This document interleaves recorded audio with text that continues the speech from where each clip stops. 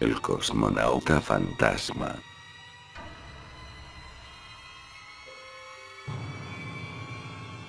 En este mundo se nos ocultan muchas cosas del pasado, pasado el cual muchas familias no pueden escapar, y han dejado una marca imborrable en su memoria, pero siempre la verdad sale a la luz, no importa cuánto tarde en hacerlo ni lo poderoso que seas para ocultarla.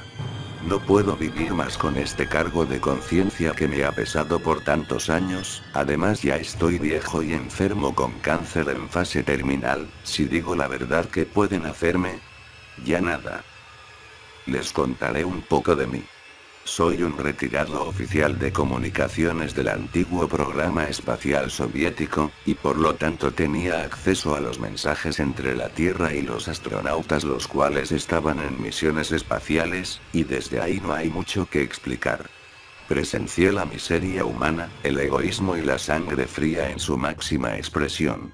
Por órdenes de nuestros superiores no respondíamos mensajes de auxilio de los astronautas en problemas y destruíamos las grabaciones para que no hubiera pruebas de aquellas misiones fallidas.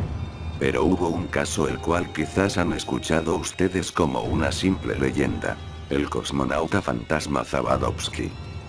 Su caso es una pesadilla la cual supera por creces la película, libro, historia o leyenda que hayan escuchado, no solo por lo sucedido, sino por ser una historia completamente real.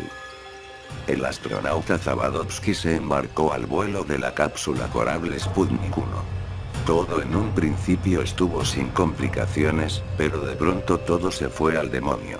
La cápsula debía precipitarse a tierra, pero el sistema de orientación falló de manera garrafal y terminó haciendo todo lo contrario, irse hacia el espacio hasta finalmente perderse. Seguro conoces la historia hasta este punto, pero he aquí los detalles más pesadillescos que se decidieron omitir.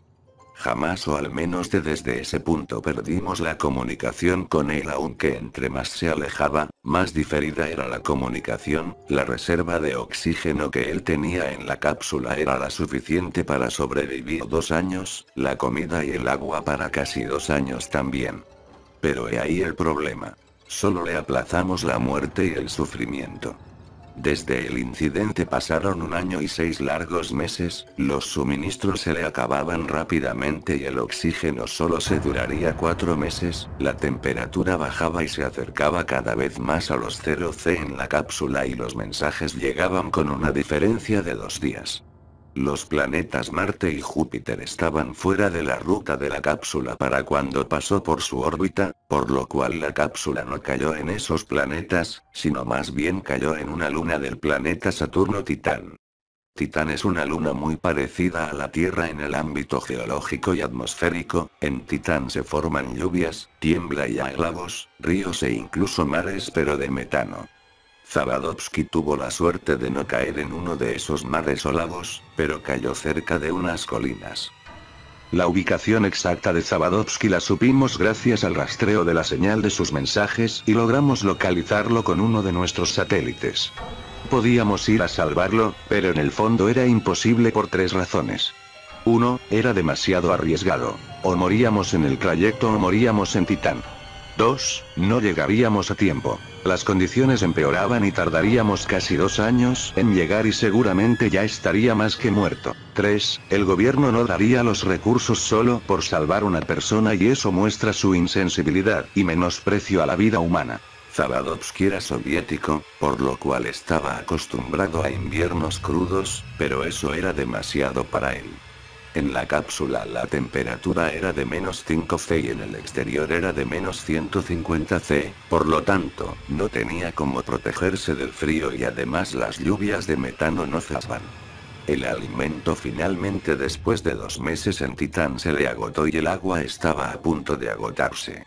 Además, su salud mental empezó a decaer notablemente y se notaba por los mensajes que enviaba, el cual no respondíamos por órdenes de nuestros superiores, pero escuchábamos todo lo que ocurría. Pero había algo que en un principio nos parecieron alucinaciones de él, pero más tarde nos dimos cuenta que era muy real. Zavadovsky reportó ver figuras humanoides por la ventanilla hacia las colinas, las cuales no dio muchos detalles de su aspecto físico, solo que su estatura era aproximadamente de 2 metros de alto y bastante delgados. Comenzó a reportar que miraban con curiosidad la cápsula y que se acercaban lentamente. Comenzamos a creerle cuando por la radio sentíamos que en las noches él sentía como hurgueteaban la nave por fuera y en los mensajes por audio se sentía como el metal sonaba en el exterior y golpeaban y subían por el techo de la nave. Rápidamente nuevamente empezamos a ver por las imágenes del satélite que teníamos disponible la ubicación de Zavadovsky en Titán y veíamos figuras extrañas cerca de la cápsula y cómo estaban observándola e incluso examinándola por fuera. Finalmente, después de unas semanas, no supimos más de él. Oímos un grito de que el rostro de uno de esos seres estaba apoyado en la ventanilla observándolo detenidamente, oímos como de pronto se rompe la ventanilla y golpean con fuerza la cápsula y finalmente se corta la comunicación. Inmediatamente fuimos a ver las imágenes del satélite para ver nuevamente la ubicación de la cápsula y nos pillamos con la enorme sorpresa de que no estaba allí, se la habían llevado. Si el mensaje no hubiera llegado 2 días tarde, sabríamos algo más de nuestro camarada Zavadovsky, pero lo que sucedió con él es un misterio. No sabemos cómo murió, o si realmente murió ese día, ni qué eran esas cosas que él decía y observamos por las imágenes que vimos por el satélite. Lamentablemente ya no lo sabremos. Después de lo ocurrido, el gobierno ordenó destruir la evidencia de aquel incidente. Grabaciones, imágenes, documentos, etc. El caso fue eliminado y nunca más se debía tocar el tema ni hablarlo. El mundo no sabría lo que ese día ocurrió hasta este día.